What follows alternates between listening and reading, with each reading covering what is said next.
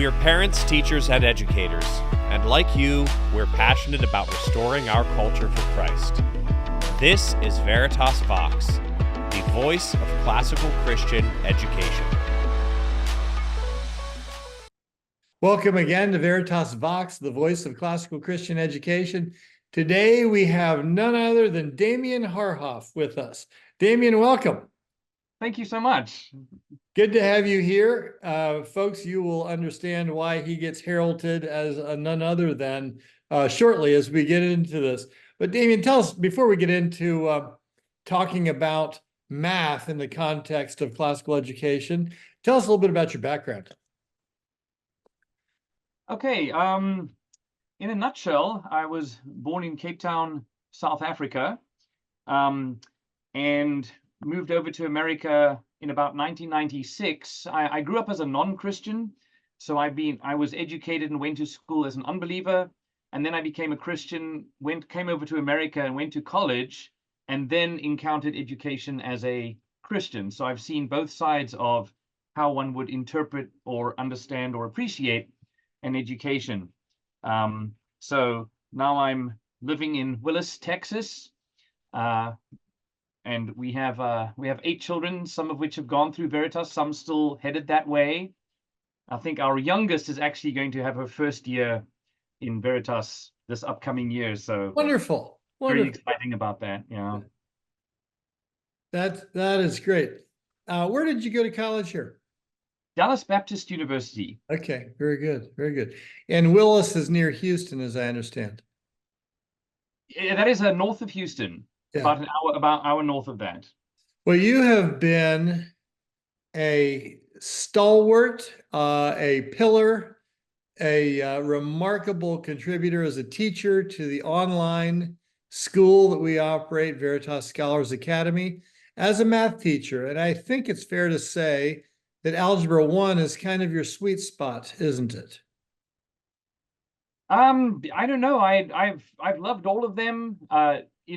There's the different caliber of students, different maturity and academic levels, and there's definitely advantages of each subject and age group, and and I enjoy them all the way up to pre-calculus. What are you teaching in the current school year? Algebra 1, Algebra 2, what I call pre-calculus. And then in the summer, I do a refresher course for Algebra 1 and then business maths. Okay, very good. Yeah, you've got quite a number. And how many sections are you teaching this year? So 9 in the school year and then 4 in the summer. Unbelievable. I hope you have time to sleep. I have to sleep. People don't like me if I don't sleep, so I make a habit point of that. One of our teachers once said, Marlon, I would teach for you for free, but you got to pay me to grade papers. How do you get all the graded papers graded? Yes, he teaches by day and grades by night. Okay. I tell you. Well, that's fun. Tell us, seriously, though, why do you think you are such a popular teacher at VSA? As I understand it, you have most of the sections you're teaching fill up before open registration even begins around February 1. Why do you think that happens? I don't know that there's any other teacher, certainly no other teacher that has as many sections that fill up so quickly. Well, I think of Eric Liddell when he said, God made me to run, and when I run, I feel his pleasure. I feel the same way. I feel that God has made me to teach, and when I teach, I feel his pleasure in the same way. It's really the only thing I've ever done since I've graduated from college. I went to college to primarily go into the ministry as a pastor or missionary. I hadn't actually graduated from high school. I actually failed high school because I blew it off because I thought it was completely irrelevant and boring. The interesting thing that my students enjoy is that because the system of education in America is 1 year behind, I was actually able to get into an American college on my 11th grade scores. So I sort of skipped the whole graduate from high school thing. Oh, wow. And was able to get a college degree. And I dreaded going into college algebra. It was a required course.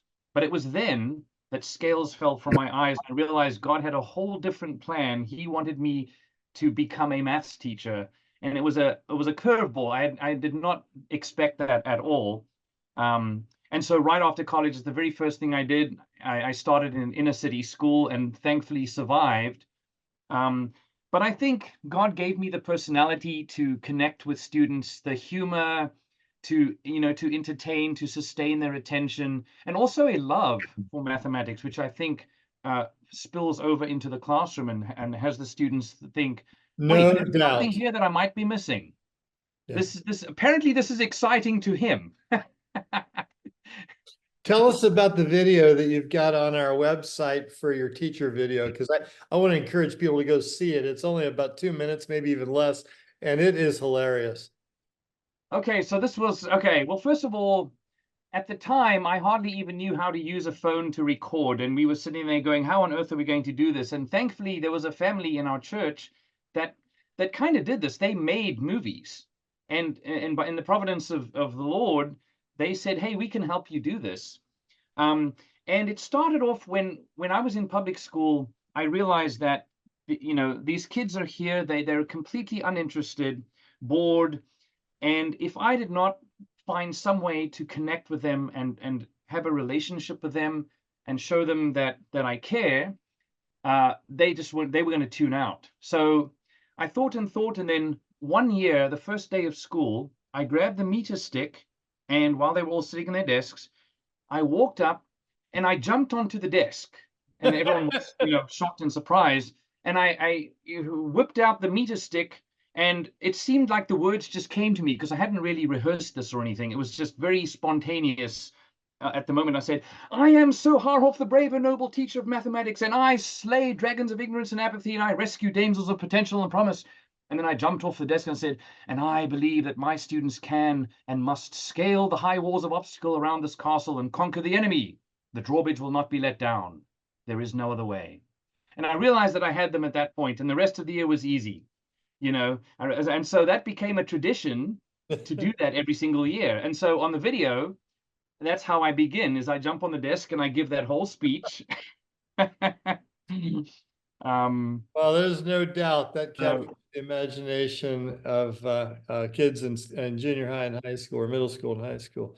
That's incredible. One of the things that we run into is people who think education is kind of a neutral thing, and we add our beliefs in God, Christianity in general, to that, as if education is morally neutral. Now, it's pretty easy to say, well, it matters who's writing the history, and we understand that science, in order for it to be understood to be about God's creation and God's providence, has to recognize the very fact that God created.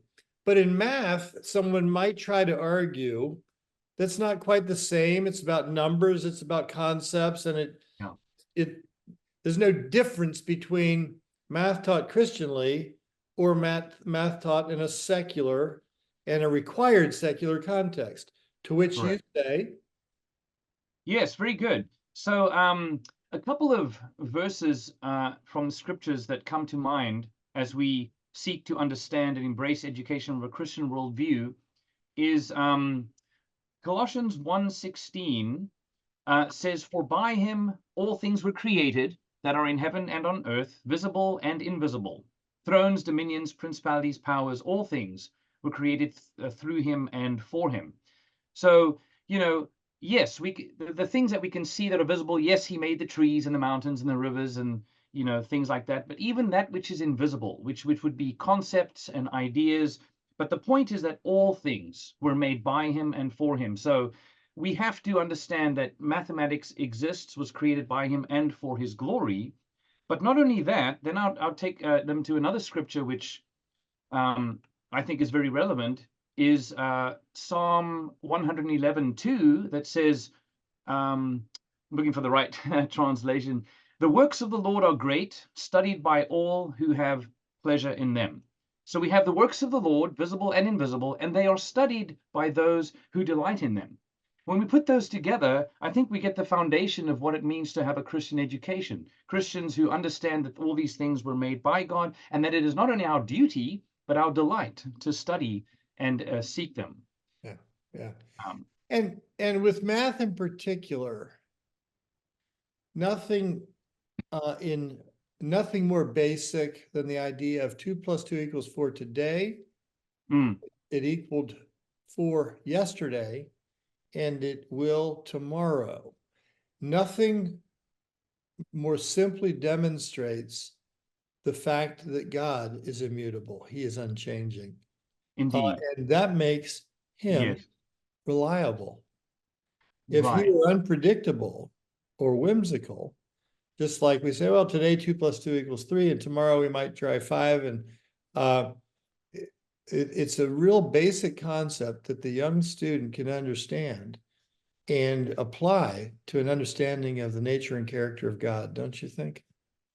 Absolutely. And I think this is what helps to engage them as well, is to help them understand how mathematics does indeed reflect the very attributes of God and his eternal, unchanging truth, because it transcends time and culture as well. When you look at the mathematics is the one thing that cuts through postmodern fog and says there is truth, there is right and wrong, black and white. Um, so Cutting through the postmodern fog, that's a very good way of putting it. Obviously, you teach at not only a school that wants to be known as a distinctively Christian school, but it's also distinctively classical. Maybe talk to us about each stage of math. I realize you don't teach in all 3 stages, but talk to us about each stage and what it looks like to teach math classically. yes. But interestingly enough, when I was, first applying to Veritas and really just encountering that idea of a classical education, I actually immediately first thought this was when you did homeschool while listening to, Beethoven or Bach or something in the background. I didn't quite, I had to actually learn or study about this very interesting model that is tried and true, and that we mimic here and do, and is very successful. And thankfully, I kind of do teach across all the 3 triviums, because in Algebra 1, we're laying a foundation of facts and building blocks upon which all of high school mathematics has to rest. And then as we move through to Algebra 2, we're learning, that's the first time that students encounter imaginary numbers. So now they have to begin to think abstractly and think logically and creatively about mathematics. And that's why we kind of put it off after geometry, because there needs to be a little time for some academic growth and maturity. And then in pre-cal, now we begin to articulate this becomes the rhetoric of mathematics, being able to explain back again the things that you see and understand. So I'm actually privileged and grateful to be able to see all 3 levels in my Algebra 1 through pre-calculus. Yeah, that's a good point. Can you speak to the value of the difference between the student that has memorized his math tables and that one who has not? It almost sounds like you're have some secret insights into my own family and my Oh, no! yes, my own children, who mom just constantly harps on. You've got to get these things memorized. This is such a big hindrance when you don't have those facts that can come very quickly. Yeah, it's definitely a hindrance and a stumbling block when those basics aren't memorized and quick to acquire, because you have to be able to start there and then move on to new things, and then thinking about those things. And if you just don't have them memorized, it really does it frustrates the student themselves. It's kind of, if you did this, you would flourish and enjoy it so much more if you first just had the discipline to get those things solidified. One of the questions I want to pursue with you is to talk about students who don't consider themselves gifted or might even think of themselves as non-math students. But before I get there, you raise you make me want to ask a question that's related to that. is it possible that the students who think of themselves as non-math students who are not good at it actually simply, at least some of them, some significant number maybe, are those who simply didn't do the basics of memorizing the tables of adding, subtracting, multiplying, and dividing? I would say so. Do you Because see now that in your students? Are you able to make that connection? yes, I do. I see. So in Algebra 1, I primarily try to fill in those holes and gaps because I see them coming in with holes and gaps. There's some things that were left undone, some things that were not given the amount of attention needed, and it does hurt them, and they can feel that, and you can see they have that regret. Like, if only I had done this and this and this, it would make it so much easier now. So I definitely do see that. Yeah. But it's not too late at that point to do a little bit of remediation work, is it? Definitely not. That actually should be built in, I think, to every curriculum. It's just constantly making sure that you've got those basic building blocks in place. So one of the things I've heard from some very articulate adults from time to time is they don't like math and they don't think it matters that much. Why does math matter for people who don't think it does, or for non-math students? Yes, this is definitely a challenge. I think one of the things that I think has been a roadblock is a mentality about education, and the fact that we swim in these cultural streams where education is purely vocational. It's some kind of a means to an end. You know, we need to do this so that we can do this, so that we can have this, then eventually we'll graduate so we can have a job and then make money.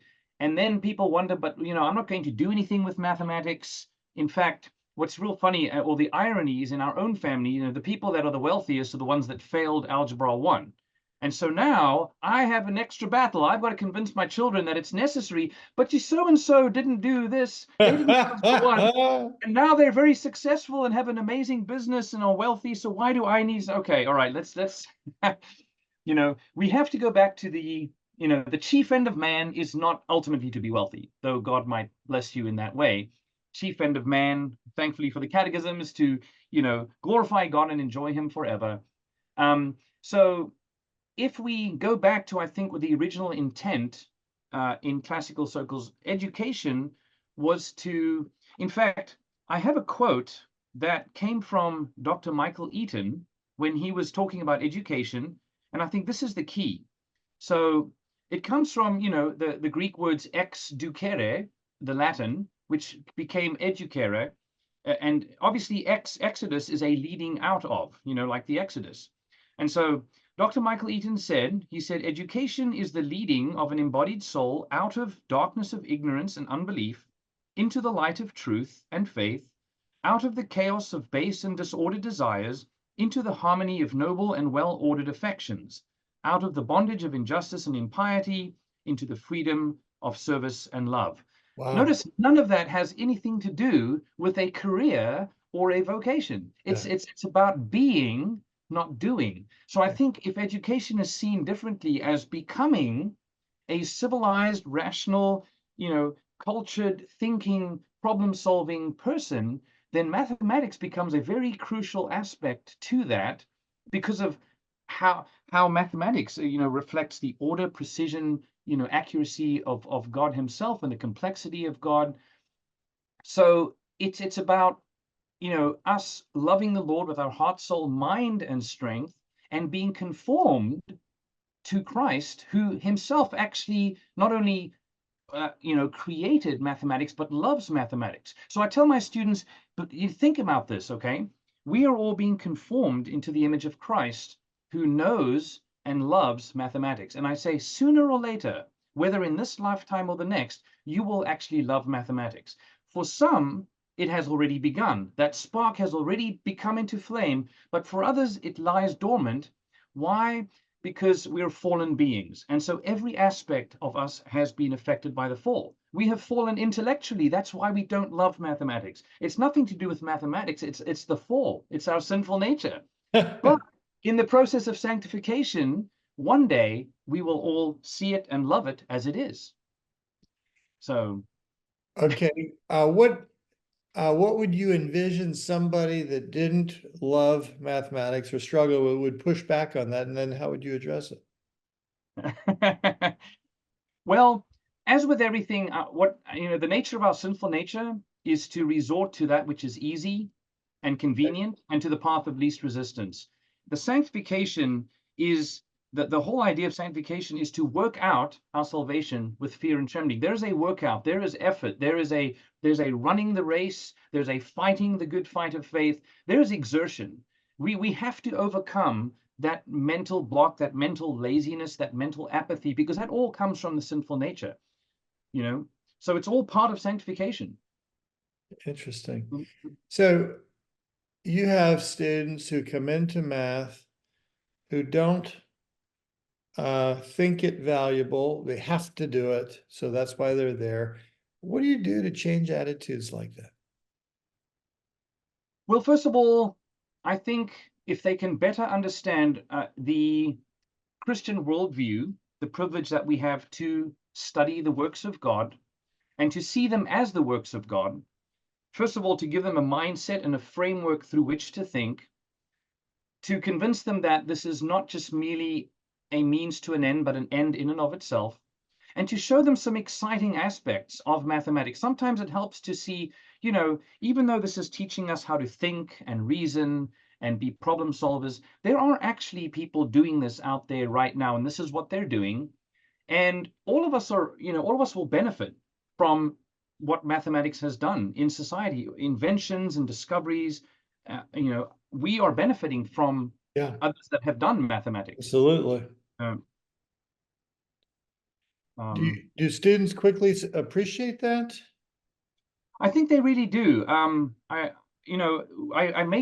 written an article, a 3-page article or 3-part article on why study mathematics. And it answers the questions, why do I need to know this? And when am I ever going to use this? And it addresses all these things we're talking about. I make that required reading because I feel like they need a new set of lenses. Because if they can see clearly, they'll begin to see different aspects of why they're here, what their chief end is, why it's a privilege to study mathematics, what that actually can do for them, and all of that. And that begins to help them slowly but surely. Sometimes it's a long battle. We've got to undo a lot of negativity and then slowly transform that into a positive experience. And that's probably the hardest part of teaching. I can teach the concepts, but I realize, I'm taking a student and trying to see them, help them appreciate, studying of mathematics.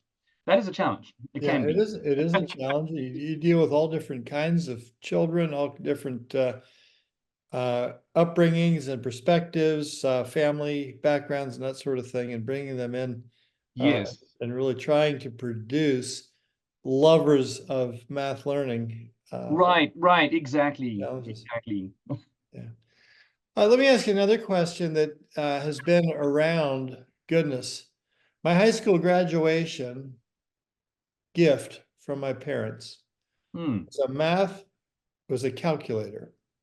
Oh, okay. And I remember the calculator, and it was in 1974, it was over $200.